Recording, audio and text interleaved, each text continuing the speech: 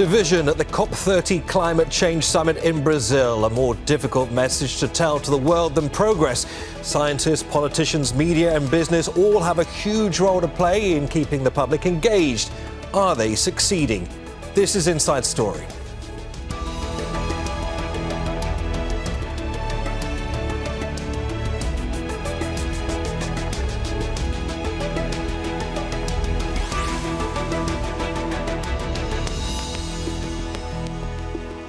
Hello, welcome to the programme. I'm Neave Barker. The COP30 Climate Summit in Brazil has been marked by disagreement, not the message those warning about climate change would like to emerge.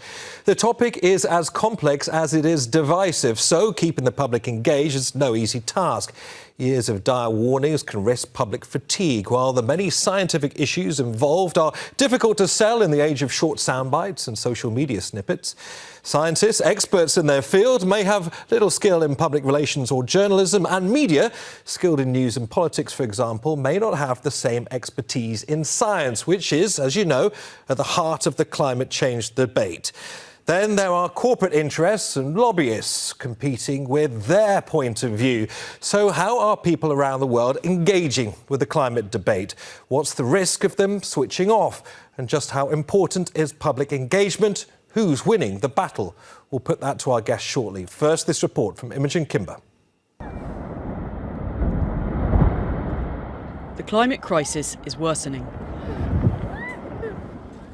It's leading to more extreme weather, with the hottest summers on record causing fires and drought, and with devastating floods and catastrophic storms becoming more common. This is despite 3 decades of COP, the annual UN Climate Summit, and a decade of the Paris Agreement, the Global Climate Treaty. The first COP summit was in Berlin in 1995, before the Paris Agreement and the push to cut emissions. The Paris Agreement of 10 years ago set a target limiting the rise in global temperatures to 1.5 degrees Celsius, with 2 degrees the absolute extreme. It also aimed to achieve net zero carbon emissions by the mid-century and provide economic support to countries vulnerable to climate change. But this isn't happening on a scale that will prove impactful. The presidency has described COP30 as the moment of truth. For us as species, that truth is that we are seeing the 1.5 target disappear before our eyes. In fact, 2 degrees Celsius is no longer possible, as many countries miss targets and emissions have been rising to a record high, and aid to vulnerable countries has not been sufficient. Critics of COP30 say the lack of a roadmap to phase out fossil fuels in the Paris Agreement has posed a challenge for this summit a decade later. How are we going to come out from this COP to say and to tell the people that we deny the most basic scientific truth, which is that the fossil fuels are the cause of more than 80% of the emissions that are generating climate change? Others argue that the world was on course to a 4 degrees Celsius rise, so anything less is an achievement. But as the environment deteriorates and people's suffering increases, immediate change is urgent. So how to reach an agreement and achieve it is one challenge, and how to keep the public engaged and informed is another. Imogen Kimber, Al Jazeera for Inside Story.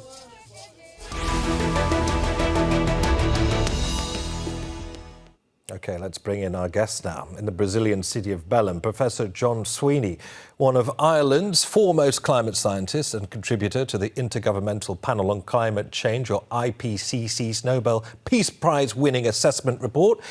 In London, Professor Allam Ahmed, a leading scholar in sustainable development and the knowledge economy. And in Washington, D.C., Michael Shank, a climate communication expert and a former director of media strategy at Climate Nexus. A very warm welcome to all three of you. Welcome to Inside Story. I wonder if I could start with you, John, soon as you are at the summit there in Belém. This year's COP, as we know, has gone into extra time, and delegates, from what we understand, have been locked in a bitter fight on the final wording of any kind of report.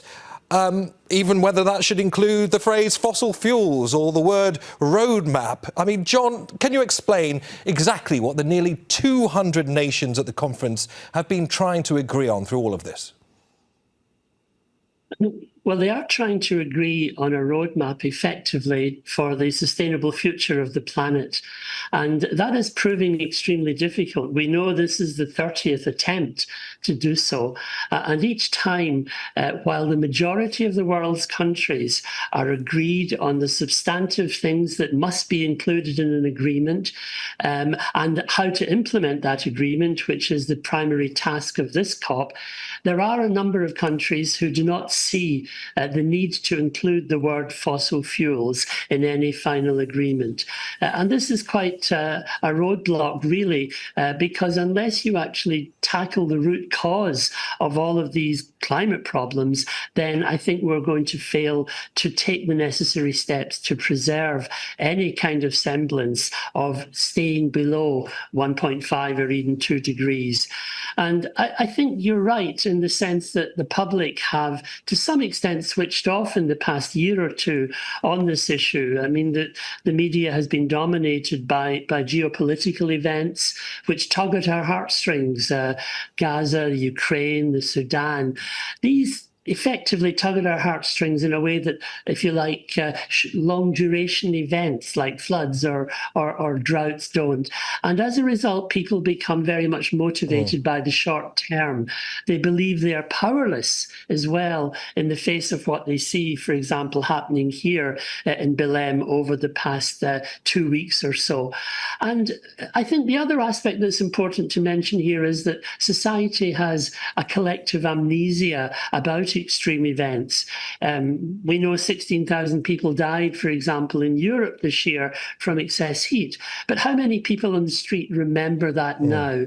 How many people remember the tragedies of Jamaica and the Philippines now, even in the past 2 weeks? Because we are so attuned to looking at the short term, we don't really get to grips with the necessary changes in our lifestyle to protect the generations that come after us. And of course, all of this is, if you like, fuel for those who don't want to look in the long term.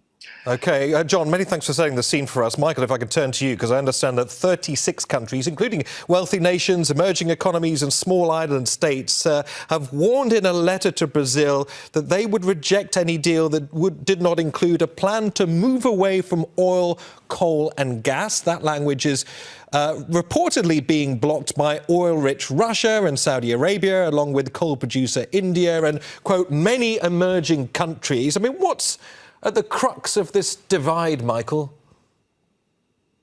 Well, this year we're seeing a record number of fossil fuel lobbyists attend the climate talks, COP30. I've been involved in many of the talks historically, and we see a rising number of fossil fuel lobbyists, fossil fuel industry attend these climate talks, which is why Colombia and Netherlands have agreed in April to host in Colombia the first international conference focused on a phase out of fossil fuels, because many are seeing the climate talks in COP as ineffective and unable to build the kind of consensus, even around, as you noted, Neave, a roadmap in phasing out fossil fuels. So if COP isn't able to bring together this consensus, we're seeing a whole nother track of conversation internationally to build that kind of consensus among willing nations.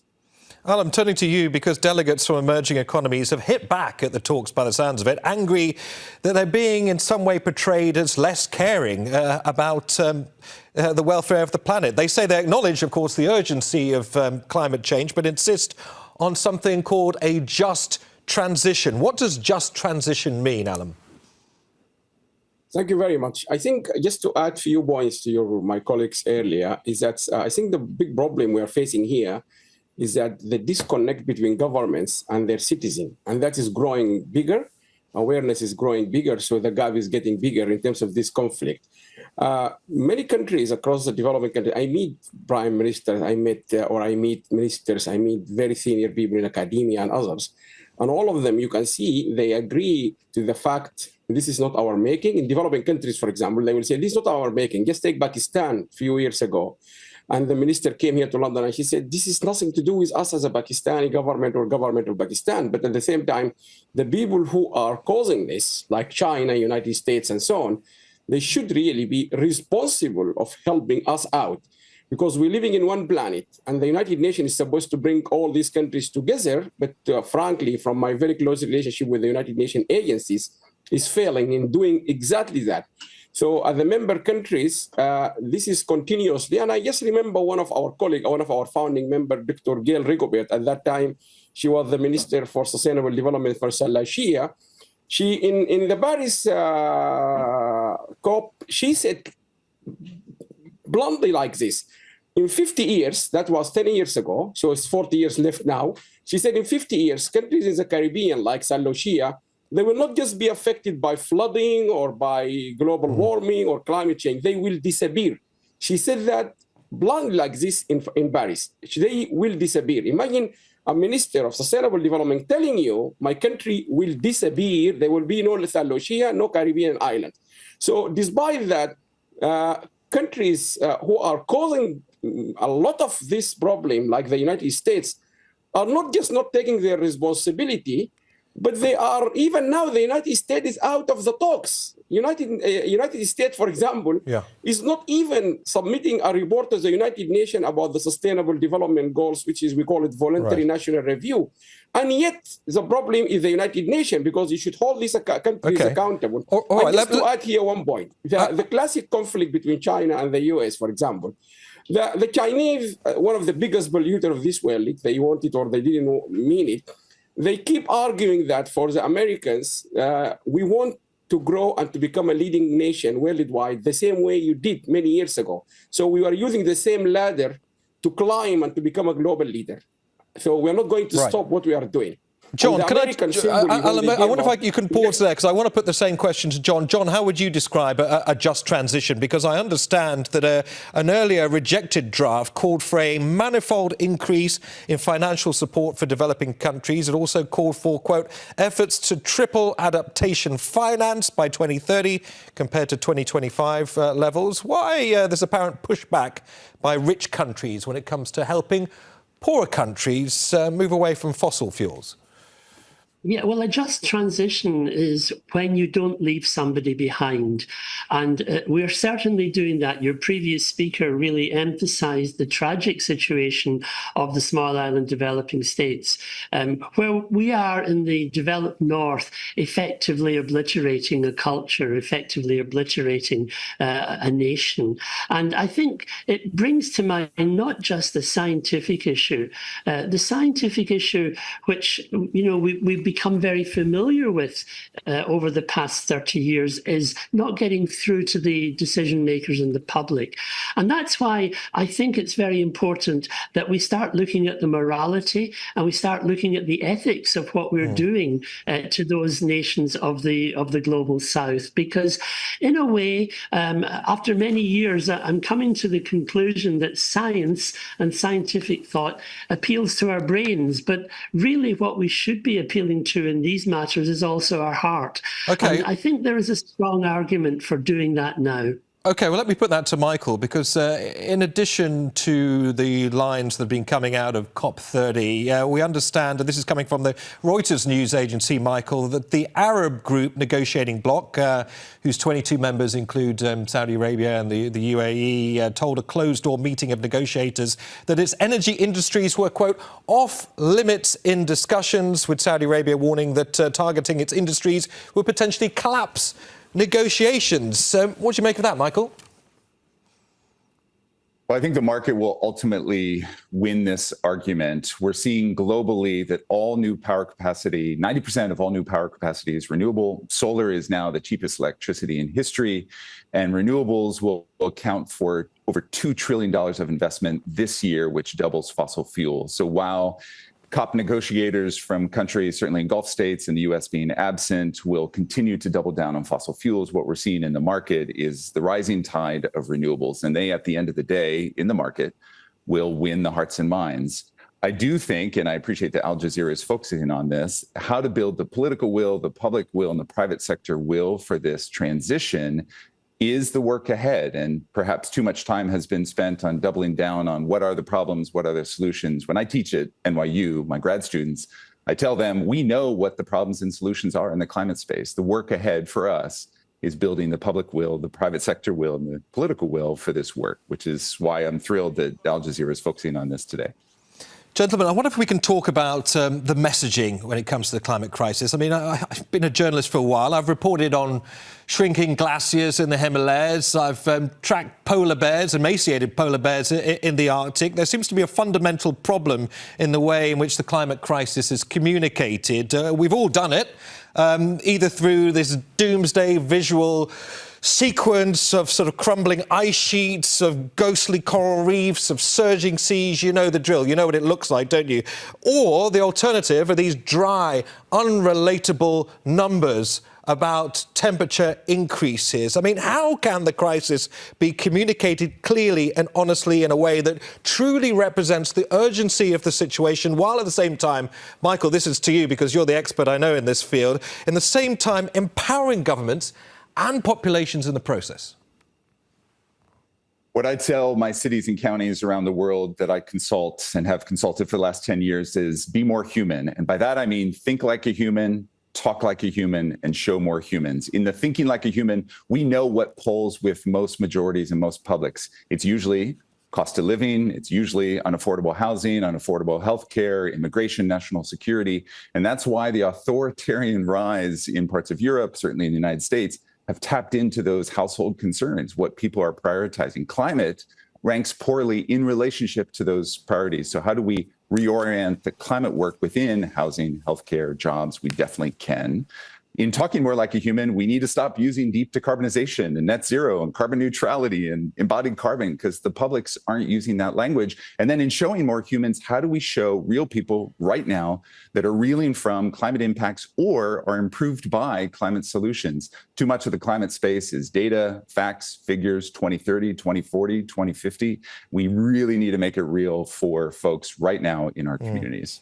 Allam, turning to you, do you think the climate crisis has slipped down the news agenda, as suggested by the other panellists? Are we now more focused on political instability and conflict without potentially realising that climate change, especially dwindling natural resources, especially water, may actually fuel conflict in the not-too-distant future, Allam? I think I'm slightly different. My view is different here, because looking at the statistics and examining social media, examining news like Al Jazeera and others, I think it's actually the opposite. There's a lot of news, there's a lot of coverage. Just compare Copenhagen 2009, compare it to Dubai, for example, 2023. The stories at that time, there were only 24,000 stories about climate change and so on. In Dubai 2 years ago, is 150,000 or something. So the numbers are huge. In terms of the general public awareness, just look at the program we are just now. I mean, a lot of information, and more interestingly, the public are so much becoming interested in climate change.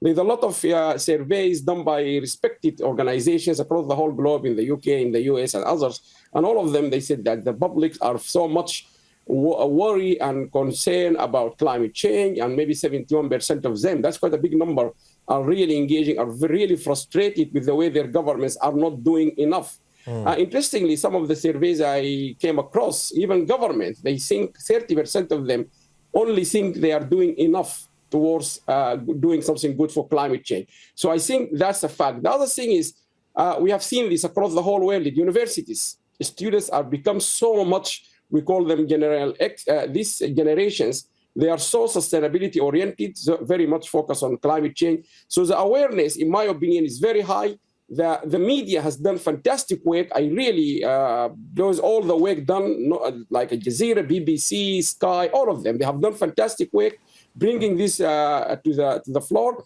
I think the big problem we are facing, because of the more media coverage and the more media reports about this issue, Pakistan and so on, and that created a more bigger gap with governments which are not really responding to the needs of the people. Look to the issues when the fight at Columbia University, students going to the street for Palestine, here in London, and so on. And I think the last point mentioned by Michael is very important point. I think that's one of the cause problem. We are losing our humanity. We need to be more humane, like Michael just said. But Understood. If you look to the amount of deaths happening in Gaza, in Sudan, in Ukraine, and where is the world? It is not. This is the heart of humanity.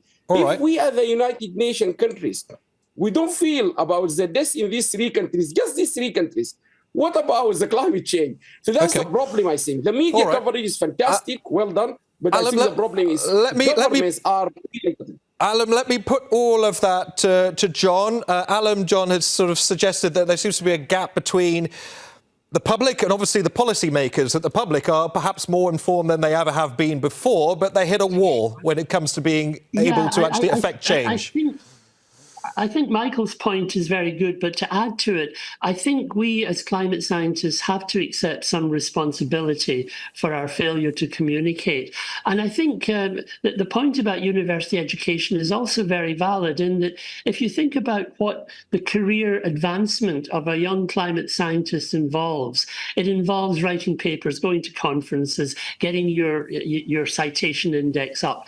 There is no reward for communicating with the public. There is no reward for getting across the essentials of climate change to the public in a human way, as Michael was describing. And I think that's an issue that we have to tackle in the education system as well. To go back to climate science, it's not a complicated issue to communicate. At the end of the day, as I sit here in Belém, if I put an overcoat on, I get a lot warmer. And that's essentially what we've done to the planet. And that's the basic idea, that we have to communicate in simple expressions to the general public. Okay. The problem is that scientists are not good at that because they're not brought up in the kind of debating society that social scientists are. And that's part of the reason why they can't get the message across that facts alone do not deliver the goods. Of course, Tony, Michael, I mean, there's a whole industry, the lobbying industry, lobbying firms that make a huge amount of money to skew the discussion either one way or the other. I mean, I wonder what they do to our consensus on climate change. I mean, after all, this year is taking place without the United States present. Donald Trump shunned the event. I mean, what impact do you think, Michael, the lobbyists are actually having on our full understanding of what's going on as regards to the climate crisis? Lobby has had a huge impact. In the United States, the fossil fuel industry has lobbied Congress. I used to work in Congress, so I've seen this lobby in effect, but they've been lobbying with hundreds of millions of dollars in campaign finance year after year after year after year after year. That's not new, though we did see a record number of fossil fuel lobbyists in COP30 in Brazil. Clearly, they're ramping up pressure there, but the lobby has always been there. I do think that we need to do differently in communication, which we're already talking about here. But one other thing I want to add, given the lack of agency most people feel when it comes to taking action on climate, you know, if I switch to solar or get an EV, an electric vehicle, or switch to a heat pump or weatherize my house and pursue energy efficiency, will that shift the needle? Will that move the needle on climate change? A lot of people feel like it won't. So what cities and counties, local governments are doing that's different, which we applaud and we support at the Urban Sustainability Directors Network, where I consult, is really putting the power in the people so that they're deciding, they're discerning the future of climate policy, sustainability policy in the city. So you're seeing cities like Amsterdam, Glasgow, turn to citizen assemblies to discern their climate future. And that really puts the agency and authority in the people's hands so that they feel like they have more direction over the local government's climate future and sustainability future. So one way, you suggest, Michael, that's being employed already of combating this information war that seems to be at the heart of climate discussions is to localise the debate. An interesting point. Allam, I mean, I want to ask you also about the messaging that's coming out of the energy industry as well, because earlier this year, British Petroleum announced it was slashing more than $5 billion in planned green energy investments. It said it was shifting to focusing on growing long-term shareholder value, with more being invested in oil and gas. I mean, BP isn't the only giant rolling back on its messaging. Shell and Norway state-controlled Equinor have also done the same. Why is this happening, Allam? And what kind of message does it send to consumers and governments if the big companies are taking steps backwards? Very, very good question. Back in 2018, we joined the United Nations in Geneva for a major conference on public-private partnership for the implementation of Sustainable Development Goals. The UN believes strongly on the role of the private sector. I believe, and I think many people believe. But the problems like this. One, these projects are very expensive, very, very expensive. Any rollback of all these transformation projects towards green, let's call them all these green initiatives, are very expensive. But they need support from the government. If you look back in our country here, Rishi Sunak, at the time he was a prime minister, he rolled back from the commitment of the government to have electric car by 2030 to further, because he said, let's be realistic. It is very expensive for the consumer now. It's very expensive in Europe and in the UK, for example. So what if that message is sending to the private sector? I am the government. I'm rolling back from my commitment to the people who voted for me to have electric car by 2030 or 2040. So what is the message you're sending to private sector? Okay, it's okay for you to reduce, to stop, to do any transformation initiative. That's number one. Number two, I think that is also critical.